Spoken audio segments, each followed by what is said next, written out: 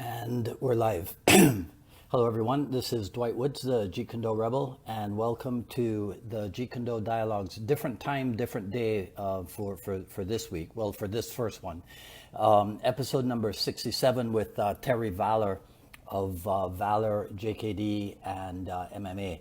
So the invitations are sent. We're logging on a little bit early so that we can get all of the technological stuff out of the way. So I see Amir is here, Dominique is here, Michael Van Beek, how you doing? Mark Stewart is here, Stephen Simmons. All right, so Terry I know is on. Paul Johnson should be here as well, right? I just gotta get him in sync. Yeah, the invitation is sent, so we just gotta wait for him to accept the invitation. And we will, there you go. All right. Okay, this is across the pond technology today. And those of you guys who don't know Terry Valler will be meeting him for the first time, just like I am. So as you guys are logging in, you know the deal. Say where you're logging in from, hit the like button, and throughout the duration of the dialogues, feel free to keep. Yeah. All right. All right.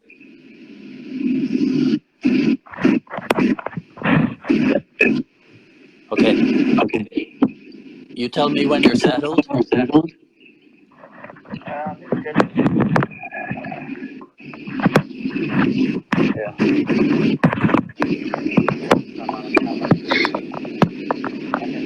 All right. Okay. Do you hear an echo from me? Not really. It might be my side. I'm in the hallway, while in the lounge. Yeah. All right. Let's see if it goes away. All right. Say something to me. Let me check your levels. Hey Dwight, how are you? Yeah. That's kind of low. Can you bring that volume up? Hang on one second. Okay. So let's make sure that let me recap that. Go on. All right. Praying mantis. Yeah. For a few years. Yeah. Okay. I did. Yeah, about 10 years I think altogether. Right. Yeah. Okay. All right. Then you read about. I have to do this because I think I just realized something. Our video was fine, but our audio was not fine. Right. I just realized that, so I might have to start asking. We might have to pretend that we're starting right now. Right, I need to practice anyway. Yeah, because one thing I found about a lot of guys in JKD, they're not very comfortable talking about themselves. No, I'd rather talk about the art. Yeah, exactly. Exactly. Like Rick Fay, for example, right? Rick Fay will talk about the arts all night long. Yeah. But to try to get him to talk about himself and what have you, it's like pulling teeth, man, right? But so yeah, okay. So you mentioned Paul Vunak, and that you didn't get trained with him, but on the blog, there was something about the rap system. Yeah, I trained with a guy called John Kashaw, who was under Vunak and Rick Fay, and I met him through Clive Elliott. So I spent a bit of time with him, which was great because it was with the rap system and the first part of the progressive fighting systems. Yeah. Okay. So all right. Tell us then because the audio portion was not there. Tell us the story again about how you got into the security stuff. Because for those who missed it, I was kidding Terry that everybody in England has the same name because there's Terry Valler and there's Terry Barnett, and then there's Phil Norman and Andy Norman, and everybody seems to be related somehow. But tell us the story again about the security stuff, how you got into that. Right. I was asked by the security company's manager when we were doing, when I was coaching MMA shows for probably about 3 years. We used to just talk before the show about martial arts because he's a very good karate exponent, very good. And so we'd talk about karate, kung fu, like any kind of martial art really. And then after about 3 years, he said to me, "Do you want to come and work for me on the door? I like the way you talk, and also you can do other stuff." So I was like, "Yeah." So and then I fell into it and kind of enjoyed it. I've been doing it for a long time now, so it's good fun. Yeah, because Paul Johnson's been doing security stuff for 30 years. Yeah, he's got a good experience, Paul. Oh my God! Yeah. Okay, so that was security stuff, and then the above the line stuff. When did that come along? 2016, I think it was. Okay, so not that long ago. Yeah, so I did Transformers for a favor for a CP client. Oh. And they asked me if I was interested. The people asked me if I was interested in working with them. So I moved over to Above the Line and started working on like Mary Poppins, and then I got to do the last two Star Wars films, which was quite nice. Hey, listen, are you guys in England as infatuated with the movie stars as we are here in the US? Some people probably are. Yeah, right. I just like talking to the stuntmen. If I'm honest with you, that's the only thing people I used to talk to. Yep. There you go. Yeah, I'm trying to find a picture from this was probably 1995 or so, and Sifu Dan was coming to do the seminar here in Miami. Right. And we wanted to take a comparative look at different kickboxing methods. So he brought Chad Stahelski with him. Brilliant. Right? So somewhere there's a picture of me and Chad Stahelski training together. So I'm trying to find it so that I can show people that I know famous people, like the director of John Wick. But I can't put my hands on it. What about what you just talked about? You called a gentleman a very good karate exponent. Do y'all have the situation in England, like here in the US, where if you're not an MMA fighter, you suck, you can't fight, you can't defend yourself? It's only if you do MMA or BJJ? Not so much on the door, because we see things happen, right? And then obviously like this you don't, this guy's just got a lot of experience, so he deals with it quite smoothly, right? Yeah. See, I keep bringing up the comparing and contrasting what happens in the UK with what happens in the US, because I'm fascinated by the growth of Jeet Kune Do in the United Kingdom. So if I have it correct, Bob Breen is pretty much the grandfather of JKD in England. Yeah, they call him the godfather of JKD. Right. Yeah. Bob's awesome. I mean, I was lucky to spend 4 years, 3 years, 4 years. I forgot time now, but as academy in Dartford in Kent. So I used to go down there 3 hours before the classes when it opened, just to train on my own for like on the bags and the dummies, just to get, because I'm very good, so I've got to train hard to get better. and then I used to, luckily Bob used to demo me a lot, so it was good to feel it, because it's there's a lot to be learned from being on the receiving end. Yeah, and for sure. So it's good to feel it. Always good to feel it. Right.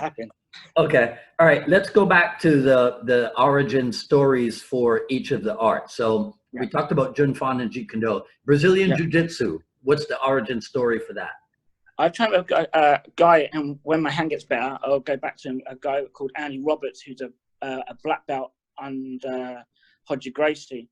Okay. I did a bit with when Eric was over here, but it was very touch and go at that time, because it was only seminars based. But in 2007, I managed to make contact with Andy, and before luckily only just moved to the area, so I was getting to do private for me before my classes. So he'd come down, teach me for an hour. Right. He'd go, and I'd go home. So I'd teach my classes, and then so it was good. Then he started classes in Guildford, and it just boomed from there. So yeah. I mean, brilliant. Yeah, that stuff sells itself. Yes. Yeah. So I mean, up to obviously last year I've been away with doing the film, so I haven't trained him, but we did private, so it was just a roll. And it questioned me as a roll, going, what are you doing? I just questioned my life while I was there. Because, you know what I mean? The amount he was just getting tapped, and he go, what are you doing now? And I'm like, I don't know. Yeah. Like, you know, to be in the hands of someone that good is always great. You know, right. You're learning constantly. When you say that you've been traveling for the movies, like, is there a particular area, like, you know, like right now here, the Hollywood people are boycotting the state of Georgia, right? You know, but I mean, we film all over the country here. Is there a particular area in England that people go to do their movies? Mostly it's central London. I try and avoid London because there's too many idiots around in London. Well, it is London. Having to move people around. So I'm trying to avoid London, but it's all over the place. Mainly, I just stick to studio work if I can. So I normally work at Palmer Studios or Shepperton Studios. Okay. Hey, have you ever done anything on Doctor Who? No, sorry. Oh man, that's my series. Yep, that's my series. Well, okay, let's go back to martial art. Thai boxing. What's your origin story for Muay Thai? I started doing private lessons with a guy called Jesse Saunders over here in Shinkick. That was 2007, maybe 2006. So I did a bit with him, and then I had a few students that are Thai boxers, so I exchanged private lessons with them. I taught them the Jun Fan or the Kali, and they taught me Thai. And then obviously with Rick Face stuff, he was over here. We did a lot of Thai with him. And Neil McLeod's excellent Thai boxer, so I trained. I went on the Thai pads with him. Yeah. The submission wrestling outside of Paulson's seminars. Yeah. Right, because we know that's how you started. Yeah, a lot of time again with Neil McLeod. Okay. And most of it was gi work after that with Bradley Robertson and I trained. I mean, there was another guy called Tim Ratcliffe who trained with a different jiu-jitsu academy, who's another awesome jiu-jitsu coach. He fights at Nova Forcer, and it was Andy Roberts, BJJ, and then I trained with another guy in Karen, just because it was different people with different ideas, and it was good to just cross-train the jiu-jitsu. Right. Yeah. Okay. So the Pan and Tukin is probably from Rick Fay and Rick Young, right? Yeah, and Bob Breen. And Bob Breen. Okay. Someone went down at his academy. So most of the Kali Panatukan was done when I was Bob Breen. Okay. Yeah, I was going to go to the Kali weaponry next. Okay, boxing. I did a gym only recent, probably about 4 years ago. I did 3 years with a guy called David Luzon, who had a gym in Guildford, and I just boxed with him. So I didn't do specifically boxing on its own for long. It was just probably a year, maybe 2. Okay. And the judo. We had a really good facility in Guildford. Sadly, it's gone now. And we had a couple of like the British team members train there, and it was good. I did it for 3 years. I wasn't very good, but I enjoyed it. Yeah. So what is all of this? Well, first of all, what brought you to martial art originally, like way back in the Kung Fu days? Probably I'm only like 5'5". I was quite timid at the time, so that I didn't have any confidence. I didn't really like doing much, so I needed something to get me out and be more confident, really. Yeah. So that was, and I'd done karate when I was like 5, because my dad did karate for a little while. So I touched on it a little bit, and I was like, that's the route to get out and actually do something. And then after a year, I kind of fell in love with martial arts, and I was like, right, This is it now. What could you say what it is you fell in love with? Like, was it the physical stuff, the psychological stuff? What do you think? Probably the physical, just to get better. Just because I was like, I know it's a challenge to get good. Yeah. Or better than, so I always wanted to be the best I could. So I train every day on my own and the classes, just, it was just to get better and and that was what I liked about it. Right. How do you use that in other parts of your life, in other things that you're doing? Especially with the confidence thing. It builds confidence, means I can talk to people. I'm quite good at, starting conversations with new people or getting people on your side and stuff like that. So it's on a confidence level, and being around people it's definitely helped. All right. Especially talking down loud guys at the club. Yeah, it's a lot easier. It's a lot easier now. Yeah. So what you said at the beginning when the audio messed up that you're looking to go back to teaching? Yeah, that's a possibility. I mean, I might just. I mean, I was teaching door staff up to recently, the last couple of years because of the films. So I'm looking at maybe starting teaching the Jeet Kune Do again at some point. So so at least once a week, maybe twice a week, because I enjoy it. Right. When like the blog thing says, Valor's JKD and MMA Academy. Was that like your own building, or did you do it like in at a hall or something?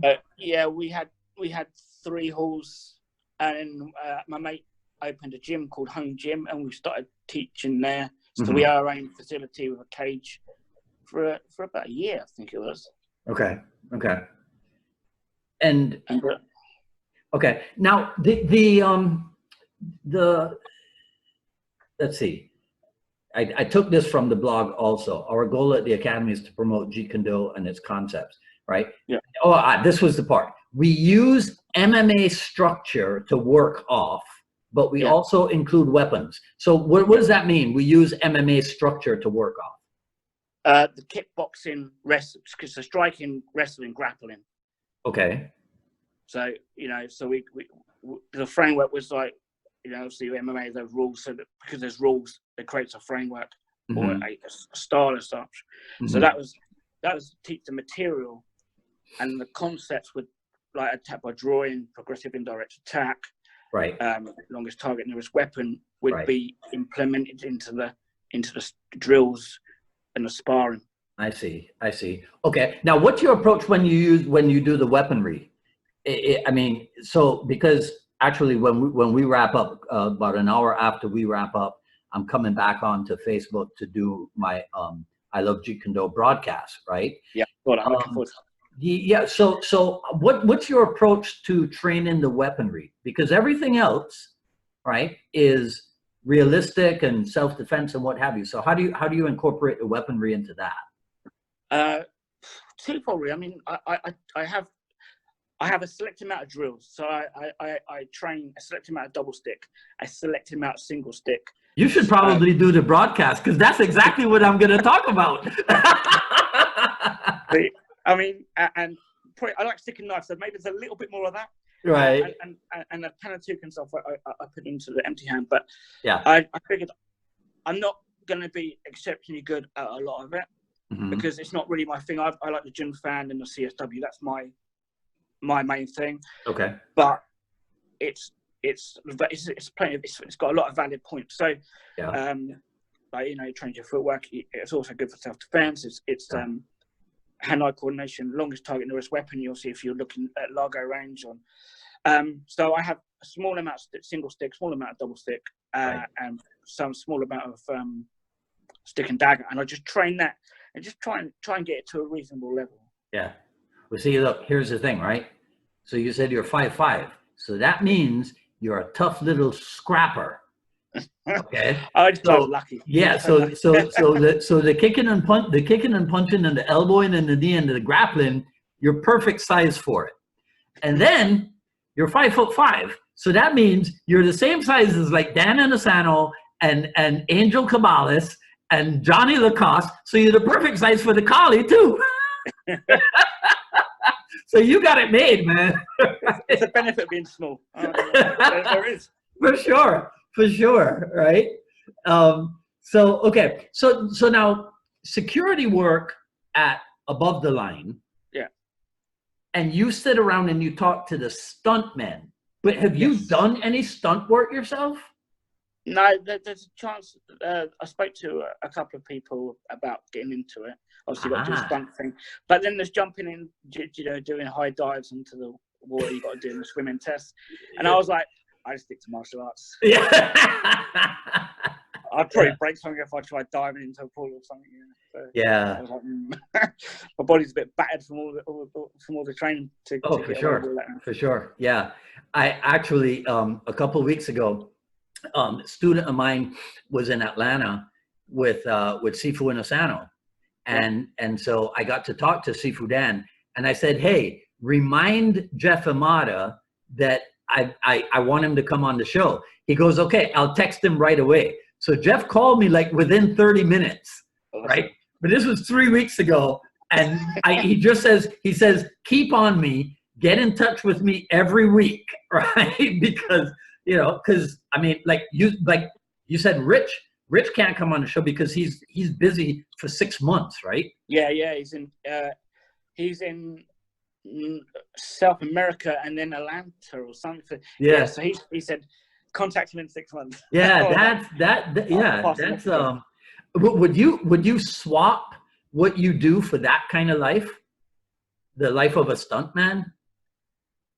I think day to day doing security probably it's a lot of fun, but the all the training for it, no, because it's a lot of dedication for them guys. Oh, for sure. I mean, and horse riding and swimming, because you got to do obviously a lot of stuff to get onto the books as such.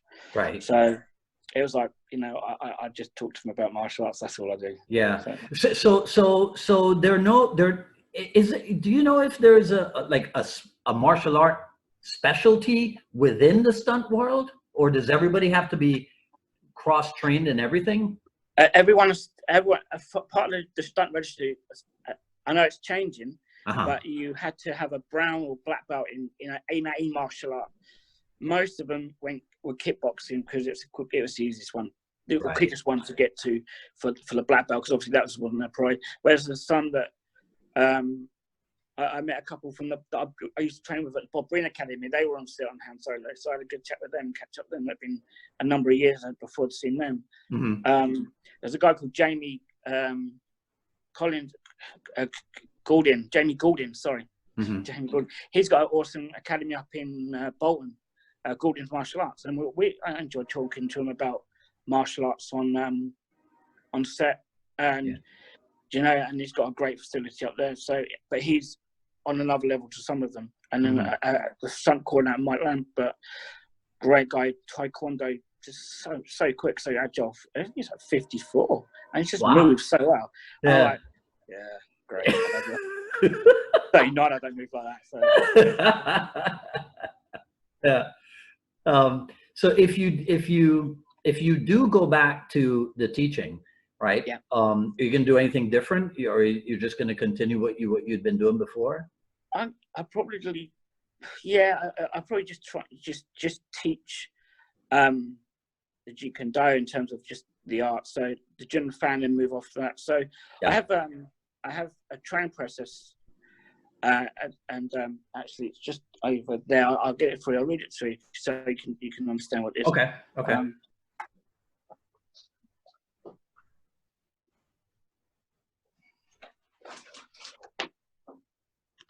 Right. So it's an organized Jeet Kune Do guy.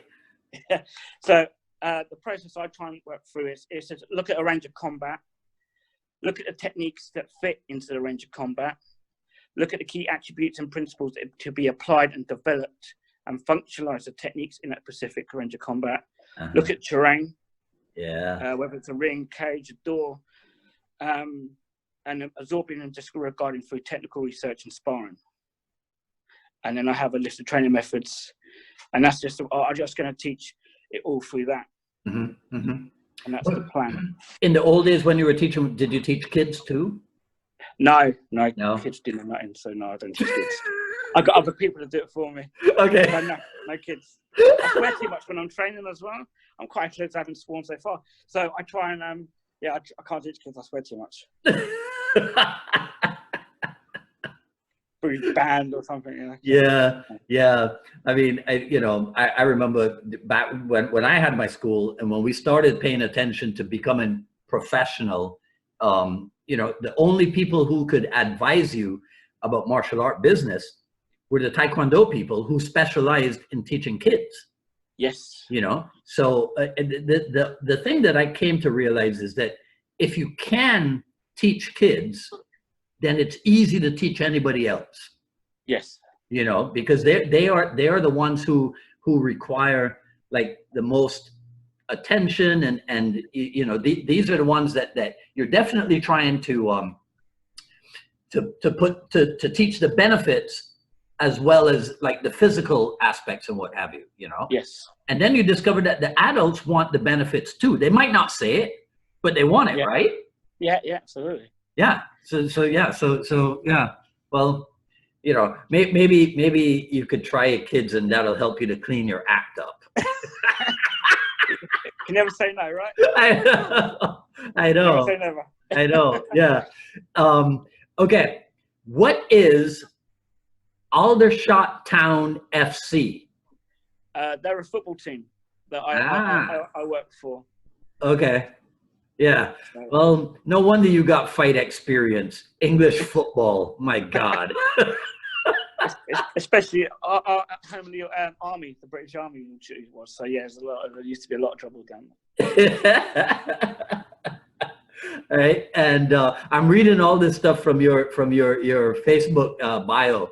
Okay. Security operative at Knights Sports. What's Knights Sports? No, there was just another security company I worked for a while before I moved on. Great. I spoke to the boss the other day. It's good to catch up, but it was at the football. But that was just a company I worked for a little while. Gateway Security Services. They're the ones that recruited me to the industry in the first place. So I've been with them at Loyalty for since 2013, 2014. Right. Yeah. Wow. Well, I mean, so not only do you guys move around a lot in search of the training, right? Yeah. But you keep busy, huh? Yeah, it's been hectic. I mean, like I said before, when I was especially when I'm on the sets or anything like that, I used to take my training gear and my grappling dummy with me and train in the changing rooms at the Pinewood Studios. Yeah. And use the door frame as a punch as something to hit a target. Yeah. And took my grappling dummy in there and just train there, because if I left the studios to go, I would run out of time to train. So yeah, that was it. Yeah. So I used to train in the changing rooms at Pinewood Studios. I remember my first movie gig. When we got hired, I called Sifu Dan and I go, okay, so what do I do, right? And he says, well, just be nice to everybody, when you get on the set and what have you. So then I called Bert Richardson, and Bert Richardson says, well, there's going to be a lot of downtime, so take your training gear, right? Yeah. And just train while you're there, So you just reminded me of that. Yeah. Oh man, it needs to be an extra, because the extras sit around all day most of the day. They're bored of their brains. Yeah. Like weapons and stuff. Yeah. But you know what? I mean, the last thing I did was 6 years ago or something for Charlie's Angels, and we sat around. We did something for about an hour, like at 8 o'clock in the morning. Yeah. And then we sat around until, I don't know, maybe 3 p.m. And then we filmed for 3 hours. But the paycheck. Yes. The paycheck is what makes it all worthwhile. Oh, that's crazy, isn't it? The paycheck, man. Yeah. All right. Okay. Well, listen, I have run out of questions, right? But I feel like I've gotten a good handle on you, right? And but so I'm gonna keep an eye on what's it. So tell me again the projects that you're working on, so I can keep an eye on them and come back to you in a few months and go, hey, what was your experience with this and this and this? Well, martial art wise, just with Eric, I'm doing a lot of silat, not just for the some takedowns off the wrestling work really well. So I'm trying to work off the overhook and underhook and all the sweeps and silat on that. Okay. And dealing with if you're on your back and they're standing. Yeah. A couple of I learned a bit of silat with Rita Sawanda, and actually used a couple of takedowns in the Harry Mouse system in the cage. Wow. They work really nicely. So yeah. And so yeah, just mainly with martial art boys, a bit of BJJ, CSW with Eric. Nice. Outside of security wise, that's all up in the air. I'm waiting for the next project that I want to do. Okay. Okay. All right. Okay. Well, listen. If you ever do you know who Jenna Coleman is? No, I'm not aware who that is. Okay, Jenna Coleman. She was she was Clara Oswald on Doctor Who. Okay. So if you ever come across her, just let her know her #1 fan in Miami is waiting on her. If I ever meet her, I'll let her know. All right. Listen, Terry, I appreciate your taking some time out, man. It was nice to meet you. You too. Thank you very much for the invite as well. Oh, my pleasure. My pleasure. All right. Take care. We'll talk again. All right. Definitely. Take care. Okay. All right. Bye-bye. Bye-bye.